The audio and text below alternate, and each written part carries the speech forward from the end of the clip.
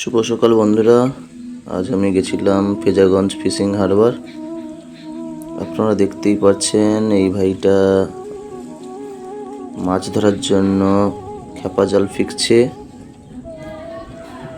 আর এই যে দেখতে পাচ্ছেন নৌকোগুলো, এখন তো মাছ শাক নেই তাই নৌকো জাল তুলছে। আর এই যে দেখতেই পাচ্ছেন ভাইটা এইটুকু মাছ পেয়েছে।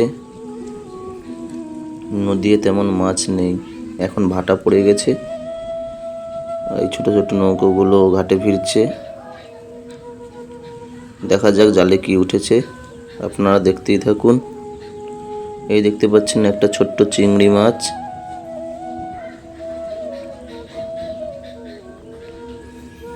তেমন কিছু মাছ নেই, গোটা কই চিংড়ি মাছ।